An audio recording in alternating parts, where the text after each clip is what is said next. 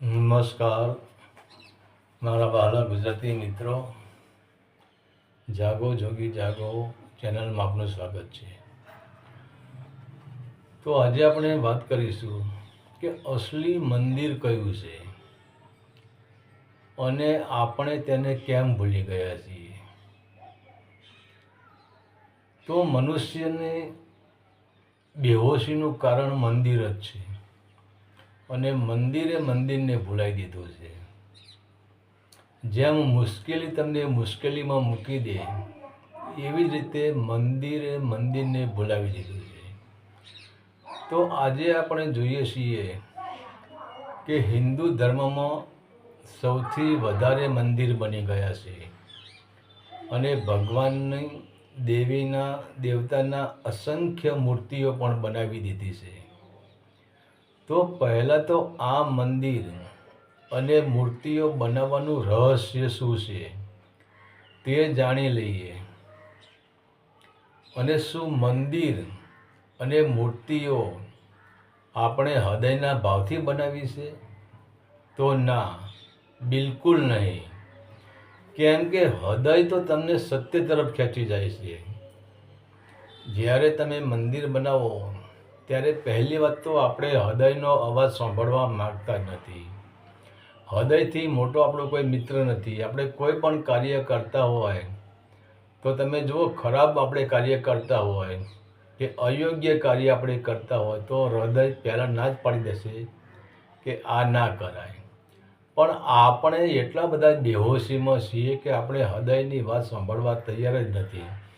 કેમ કે આપણે મન મોજી છીએ. આપણો માલિક મન છે અને આપણે મનના ગુલામ છીએ. તો હૃદય મનનોય રાજા છે, હૃદય 4 અંતઃકરણનો પણ રાજા છે, હૃદય 5 જ્ઞાનેન્દ્રિયોનો પણ રાજા છે અને હૃદય 5 કર્મેન્દ્રિયોનો પણ રાજા છે. એમ છતાં આપણે હૃદયને તુચ્છ ગણી નાખ્યું છે. આપણી પાસે હૃદયની કોઈ કિંમત જ નથી. આપણે તો મનની જ કિંમત કરીએ છીએ અને મનને જ આપણે મહારાજા બનાવી દીધો છે અને હૃદયને આપણું ગુલામ બનાવી દીધું છે. હૃદયને ગરીબ બનાવી દીધો છે. હૃદયને કમજોર બનાવી દીધું છે. હૃદયને આપણે તુચ્છ બનાવી દીધું છે. એટલે આપણે હૃદયની કોઈ વાત સાંભળવા તૈયાર જ નથી. તો મૂર્તિઓ આપણે હૃદયના ભાવથી બનાવતા નથી. તો ના, બિલકુલ નહીં. તો આમાં કોઈ હૃદયનો કોઈ હાથ જ નથી. બીજું કે મનુષ્ય પોતે પોતાની મરજીથી મંદિર કે મૂર્તિ બનાવતો જ નથી. તો આ મંદિર અને મૂર્તિ બનાવે છે કોણ? તો આ બધો જ ખેલ મનનો છે. અને આજે તમે જુઓ, મન એ મનુષ્યનો ગુલામ છે અને મનુષ્ય મનનો રાજા છે. પરંતુ અત્યારે મન એટલું બધું શક્તિશાળી થઈ ગયું છે કે અત્યારે મને મનુષ્યને ગુલામ બનાવી દીધો છે અને મનુષ્યના પૂરા અંતઃકરણને, 5 જ્ઞાનેન્દ્રિયોને અને 5 કર્મેન્દ્રિયોને મન જ ચલાવી રહ્યું છે. તો મન જ તમને અંદરથી ઓર્ડર કરે છે કે તારે આવું મંદિર બનાવવાનું છે. તો તમે જુઓ, આપણે મંદિર બનાવીએ એટલે માણસનામાં વિવેક આવવો જોઈએ. મંદિર બનાવે એટલે માણસ શાંત થવો જોઈએ. માણસનો ચહેરો આનંદથી ખીલી ઉઠવો જોઈએ. પરંતુ આ બહારના મંદિરથી મનુષ્ય મંદિર ગમે એટલું મહાન મંદિર બનાવે તો જેટલું મોટું મંદિર એટલો અહંકારનો પાવર વધતો જાય છે. તમે નાનું મંદિર બનાવો તો તમારી અહંકારની 1 સેન્ટીમીટર વધે, પણ તમે મોટું મંદિર બનાવો તો અહંકાર 1 ઇંચ વધે. અને હાઈ લેવલનું મંદિર બનાવો તો તમારો અહંકારનો પારો 1 ફૂટ જેટલો ઉપર જતો રહે. તો જેટલું મંદિર મોટું એટલો જ અહંકાર મનુષ્યનામાં વધતો જાય છે અને એ અહંકાર મનના કારણથી જ વધે છે. મન કહે છે કે બતાવી દે જગતને કે તું કોણ છે, તું શું કરી શકીશ, તારી જોડે કેટલી સંપત્તિ છે, બતાવી દે જગતને. અને એ જ કારણથી મન મંદિર બનાવી શકે છે. અને મન જ ઓર્ડર કરે છે કે તારે આવું મંદિર બનાવવું છે, તારે તે મંદિરમાં મૂર્તિની સ્થાપના કરવાની છે. અને આપણા હિન્દુમાં જેટલા પણ મંદિર છે તે બધા જ મંદિર મનના હુકમથી જ બનેલા છે. અને જેટલા પણ દેવી દેવતાની મૂર્તિઓ છે તેના ચહેરા બનાવવામાં મોટામાં મોટો જો હાથ હોય તો મનનો જ હાથ છે. કેમ કે આપણે જોઈએ છીએ કે આપણે હિન્દુઓની મૂર્તિઓને જોવો તો હિન્દુની મૂર્તિ એવું જ છે કે આપણો જેવો ચહેરો હશે આપણા ચહેરા જેવી જ આપણે મૂર્તિ બનાવીએ છીએ. પછી આપણે ચીનની મૂર્તિઓ જોઈએ તો ચીનની મૂર્તિઓમાં ચીનના લોકોનો જેવો ચહેરો છે, નાક બેઠેલું હોય તો એમની મૂર્તિનું પણ નાક બેઠેલું જ હશે. તો તમે પછી નેપાળીની મૂર્તિઓ જુઓ, દરેક મૂર્તિનો તમે જુઓ, કિયાસ કાઢો કે હિન્દુની મૂર્તિ આવી છે તો ચીનની મૂર્તિ હિન્દુની મૂર્તિને કેમ મળતી નથી, નેપાળીની મૂર્તિ હિન્દુની મૂર્તિને કેમ મળતી નથી, દરેક મૂર્તિના ચહેરા કેમ બદલાઈ જાય છે. તો આ ઉપરથી આપણને ખબર પડે છે કે મૂર્તિ આપણા મનના મોજથી જ બનાવેલી છે, મનના હુકમથી જ બનાવેલી છે. અને મન આપણને કહે છે કે જેવો તમારો ચહેરો છે એવી જ મૂર્તિ બનવી જોઈએ, તો એવી જ મૂર્તિ બનાવે છે. હિન્દુના ચહેરા જેવી હિન્દુ બનાવે છે, નેપાળીના ચહેરા જેવી નેપાળી બનાવે છે, અને ચીનના ચહેરા જેવી ચીન મૂર્તિઓ બનાવે છે. તો જેવો જેવો જેનો ચહેરો એવી જ મૂર્તિ બનાવવાનો મન આપણને આદેશ આપે છે. અને મનુષ્ય ભગવાન કે દેવી દેવતાની મૂર્તિ બનાવે તો પણ બનાવી કેવી રીતે શકે? આજે તમારે મારી મૂર્તિ બનાવવી છે તો પહેલાં તો તમારે મારે રૂબરૂ મળવું જોઈએ અને મારો ફોટો પાડી દેવો જોઈએ, મારી સાથે તમારી મુલાકાત કરવી પડે. અને એમ છતાં તમે મને રૂબરૂ ન મળી શકો તો યુટ્યુબમાંથી તમે મારો આ વિડીયો પરથી તમે મારો ફોટો કેચઅપ કરી શકો છો. પણ મારો ફોટો તમે કેચઅપ કર્યા સિવાય તમે ડાયરેક્ટ જો મારી મૂર્તિ બનાવવા જશો કે તમે મને જોયો જ નથી તો તમે કેવી રીતે બનાવી શકો? વસ્તુ અશક્ય છે. હા, યુટ્યુબ ઉપરથી તમે બનાવી શકો પણ એ હું ઓરિજિનલ તો હું ના જઈ શકું, એમાં કંઈ પણ પ્રકારનો ફેરફાર તો રહી જ જાય. તો જે આપણી મૂર્તિઓ બની છે અને આપણો જેને ચહેરો જોયો જ નથી એને કોઈ દેવી દેવતા આપણે એને ઓળખતા જ નથી. કેમ કે દેવોની ઓળખાણ તો આપણને શાસ્ત્રો દ્વારા થઈ છે. જો જગતમાં શાસ્ત્રો જ ન હોત, દેવી ભાગવત કે દેવી પુરાણ કે આ ગ્રંથો જ જગતમાં ન હોત તો તમને કે મને ખબર શું પડે કે જગતમાં કેટલા દેવ છે ને કેટલા દેવની કેવી રીતે પૂજા કરવી, કર્મકાંડનો ઇતિહાસ જ ન હોત તો શું કરત? તો કોઈ દેવ જ ના હોત. આપણા અંદર આપણે કોઈ દેવને જોઈ નથી, આપણે દેવને કેવી રીતે જોયા છે? આપણે દેવને શાસ્ત્રો દ્વારા જોયા છે. આપણે દેવને દેવી પુરાણ દ્વારા આપણે દેવને જોયા છે, કે શબ્દો દ્વારા જોયા છે, એમનો ચહેરો તો આપણે જોયો જ નથી.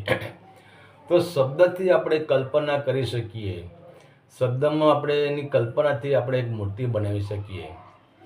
તો શું એ મૂર્તિ ખરેખર એ જ દેવીની મૂર્તિ છે, એ જ દેવની મૂર્તિ છે કે જેને આપણે શબ્દોથી બનાવીએ? શું એ મૂર્તિ સત્ય છે? બિલકુલ નહીં. તો મંદિર પણ મનની કલ્પના છે અને પરિણામે આજે બહારના મંદિર વધતા જાય છે, આજે બહારની મૂર્તિઓ વધતી જાય છે અને તેના કારણે કર્મકાંડ, પૂજા, આરતી, ઉપાસના આ બધું પણ વધતું જાય છે. અને એ જ કારણથી ધંધાદારી સાધુ સંતો પણ વધતા જાય છે અને આ બધું જ ભેગું મળે છે. હવે આપણે એક વાત કરીએ, ધારો કે વાંદરાઓને એવી ઈચ્છા થઈ ગઈ, એમના મગજમાં એવી બુદ્ધિ પહોંચી જઈ વાંદરાઓના મગજમાં કે ચલો આપણે બધા વાંદરાનો સમૂહ ભેગા થઈને આપણે એક મંદિર બનાવીએ અને ભગવાન રામની મૂર્તિ બનાવીએ. તો શું વાંદરા મનુષ્ય જેવી મૂર્તિ બનાવશે? ના. જેવો એમનું મન શું કહે છે, જેવો તમારો ચહેરો છે એવી જ મૂર્તિ બનાવો. તો તો આપણે રામની મૂર્તિ પુરુષ જેવી બનાવીશું. જો ચાઇનાવાળા જો રામની મૂર્તિ બનાવશે તો રામનું નાક બેઠેલું હશે. નેપાળીવાળા જો રામની મૂર્તિ બનાવશે એ કંઈક જુદા પ્રકારની છે. અને જો વાંદરા કંઈક રામની મૂર્તિ બનાવે તો એ સૌથી અલગ પ્રકારની હશે. તો આપણે કોઈ મૂર્તિ બનાવતા નથી, મનની કલ્પનાઓ અને મન જ આપણને આ બધામાં દોરી રહ્યું છે. ત્યારે નકલી અહીંયા આજે એટલા જ કારણે આજે નકલીની પૂજા થાય છે. અને દિવસે ને દિવસે મનુષ્ય અસલી મંદિરથી દૂર થતો જાય છે. કેમ કે અસલી મંદિરથી જ મનુષ્યનું જીવન ચાલે છે. તો જેમ સાગરમાં દેડકો એનું જીવન સાગર જ છે, એવી જ રીતે મનુષ્યનું જીવન પરમાત્માનું મંદિર છે. મનુષ્યનું જીવન ઈશ્વરનું મંદિર છે. સાગરનો દેડકો, દરિયાનો દેડકો તો ભવિષ્યમાં દરિયાથી બહાર પણ નીકળી પણ શકે, પણ જે પરમાત્માની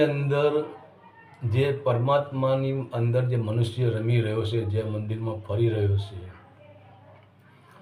એને બહાર નીકળવું અશક્ય છે. મંદિરના અંદર જ મનુષ્યનું જીવન છે, મનુષ્યના અંદર જ મનુષ્યનો જન્મ છે, અને એ મંદિરના અંદર જ મનુષ્યનું મૃત્યુ છે. તો અસલી મંદિરથી મનુષ્યનું જીવન ચાલે છે. તેમ છતાં આજે અસલી મંદિર ભૂલાઈ ગયું છે. એટલે જ સંતોએ કહ્યું છે કે પ્રભુ મને એ જોઈને હસવું 1000 વાર આવે છે. પ્રભુ તારા બનાવેલા લોકો આજે તને બનાવે છે.